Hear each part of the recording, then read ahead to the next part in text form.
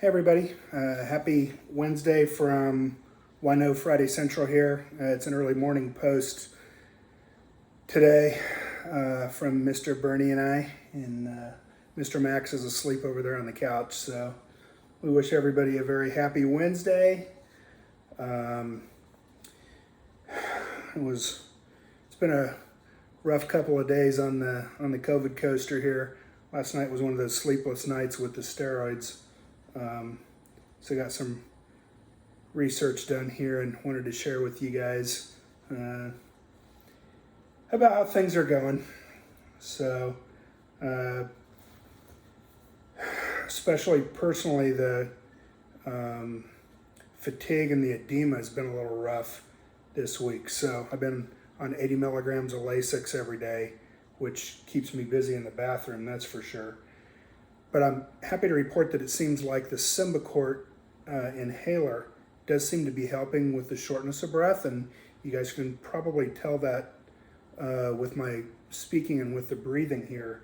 So starting today, we're going to cut back on the oral steroids, alternating 3.5 milligrams with 2 milligrams every other day, and hopefully be able to start tapering that down a little bit. Which should help with some of the side effects. You guys can probably tell I'm getting very Cushingoid in terms of the facial edema and the amount of swelling that I'm having, and I'm extremely bloated. My legs are all swollen, even with wearing compression stockings and everything. So thanks to my business partners for watching out for that and talking about tapering down on these steroids. Hopefully things are going to be moving in the right direction here. You know, that's the importance of having a primary care doc. Is I have this amazing care team of specialists, but we still need a primary care doc who's looking out over the whole big picture so that we don't miss the forest for the trees.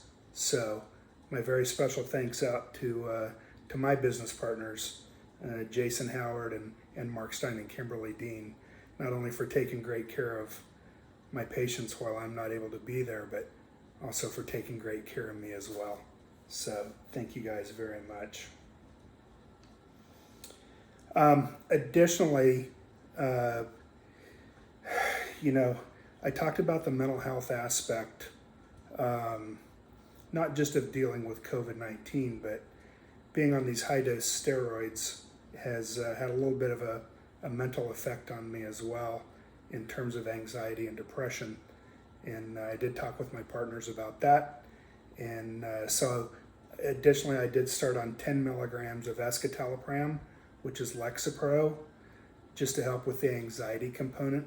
And this is just from not sleeping, guys, or from limited sleep.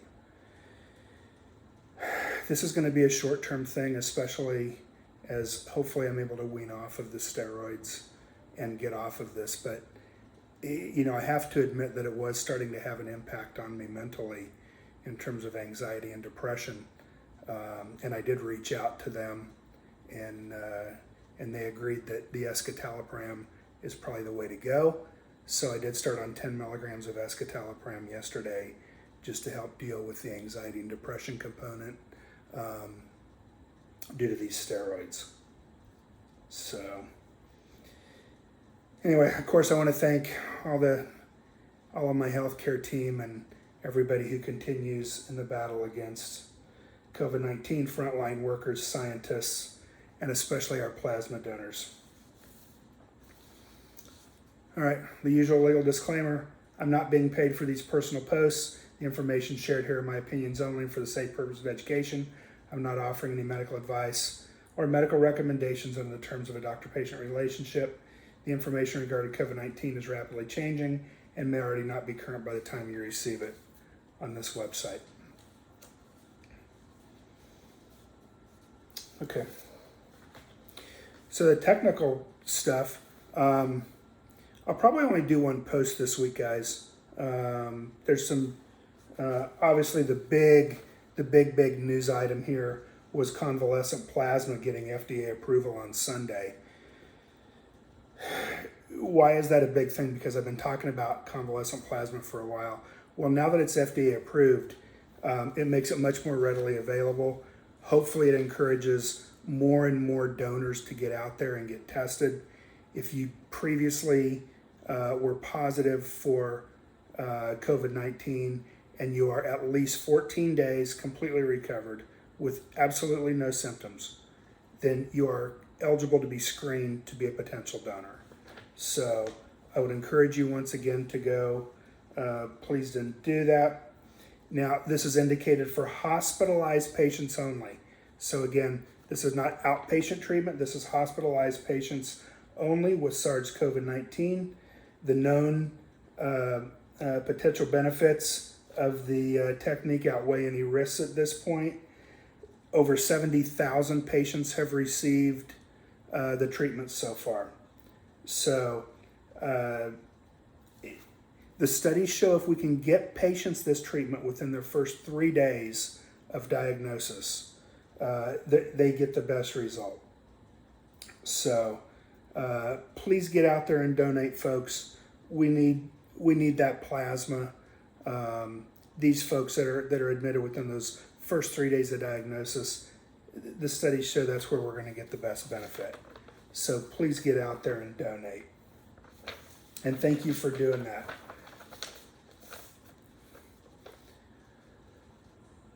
Johnson & Johnson announced on August 21st that they will be testing up to 60,000 volunteers in a new late-stage clinical trial for its experimental coronavirus immunization. So that trial will start probably next month, September, with the hope of an eventual vaccine by 2021. There's lots of clinical trials going on with vaccines, folks. I've referenced the website for that previously. If you just jump online, if you're interested in being in a clinical trial, you can just even Google coronavirus vaccine trial, and it will bring up everything that's available to you. So if you're interested, thank you in doing that. Medscape Family Medicine, an article published August 21st, 2020, titled COVID Immune Responses Explained with Interesting Discussion Regarding Cytokine Storms. This is an interesting article for those of you who might be science geeks, and I would encourage you to jump online and look at this. It's really cool. This virus is so interesting to me. Well, not just to me, it's interesting to scientists in general. And that it doesn't follow the rules that we normally expect to see in what our immune response would do. And this gets into the whole T cell and B cell immunity thing. And this article is very interesting. And I don't want to eat up a bunch of time on this video talking about that.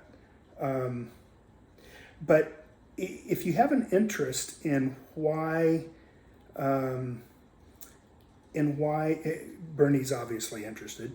If you have an interest in why we see this interesting immune response in T cell versus B cell immunity with COVID-19, this is a great article, and I would encourage you to jump online and look at this as we follow the science behind this, because the way that our system, the way that our body's reacting to this is going to have a lot to do with the vaccine trials and potential long-term immunity.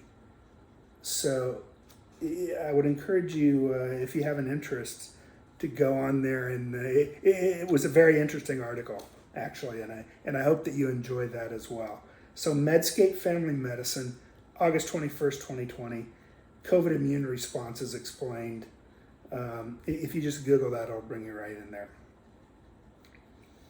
Okay, we had an interesting article published also on August 21st regarding remdesivir and the mixed results. Now, there's a lot of trials going on with remdesivir. I did receive my 5-day infusion, which I'm extremely thankful for, and I feel like it was instrumental in my recovery. But as we see data coming out with more and more clinical trials, the data is mixed. So it's definitely not 100% cure-all for everybody. I feel that it worked for me, which is important. This article was published in JAMA, obviously great medical journal. So the 5-day course, they did 5-day and 10-day courses with remdesivir. I received the 5-day course. The 5-day course is associated with statistically significant improvement in hospitalized patients with moderate COVID-19 compared to patients with standard of care. And this was a company-sponsored remdesivir trial involving 584 patients in 105 hospitals across the US, Europe, and Asia. So this was fairly good trial, guys. Additionally, the patients assigned to the 10-day trial did not improve significantly, which is interesting. So it looks like the key is early intervention with remdesivir, and the 5-day trial showed the best response, not the 10-day. Remdesivir currently, Gilead, the company that makes that, priced out the 5-day cost at $2,340. That's, I guess, average wholesale price, or the cost of the hospital, I don't know. I do not have my bill yet from United Healthcare to see what we were charged or what United is going to pay for that, but I certainly will pass that along once I know.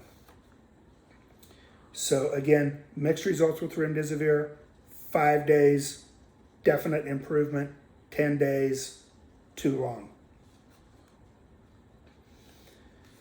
Okay, another study that was published. This was a fairly small study, only 83 patients, but I came across this and I thought it was interesting. This is in the Annual Journal of Gastroenterology. Patients who were treated with famotidine. Now, there was an earlier there was an earlier study published that showed patients who were on long-term proton pump inhibitors were at an increased risk of contracting COVID-19. Now, we use a ton of proton pump inhibitors, not just in primary care medicine, but obviously in GI as well. And, we thought these were extremely safe drugs for years and years. Then data came out showing everything from increased fracture risk to low vitamin D to low magnesium levels to whatever. So this family of drugs that we thought were extremely safe, then it came out that patients on long-term also were at increased risk of developing COVID-19. Well, so this was interesting that patients with famotidine, which is an H2 blocker, not a proton pump inhibitor,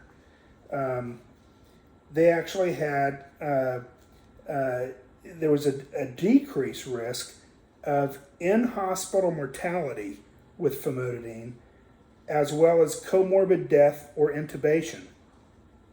And we don't know why.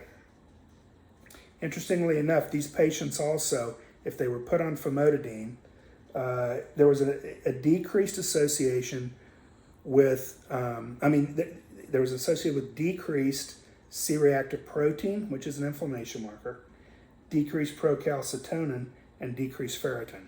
So these inflammation markers, for whatever reason, the H2 blocker famotidine decreased that, and we don't really know why. So we need to follow the science behind that. But like I said, it's a small study, 83 patients, but I thought it was extremely interesting.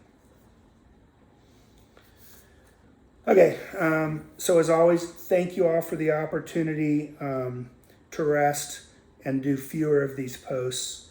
It does help me to feel better. I feel better with the inhaled corticosteroids and long-acting beta agonists that I'm on now, and hopefully looking forward to a full recovery as we move forward here.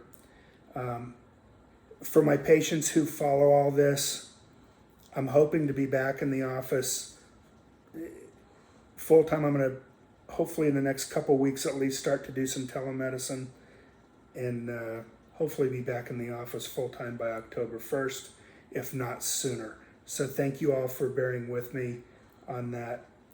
And thank you all for your patience in waiting on me. So please continue to follow all the current guidelines that are out there, both on your local, regional, and national levels.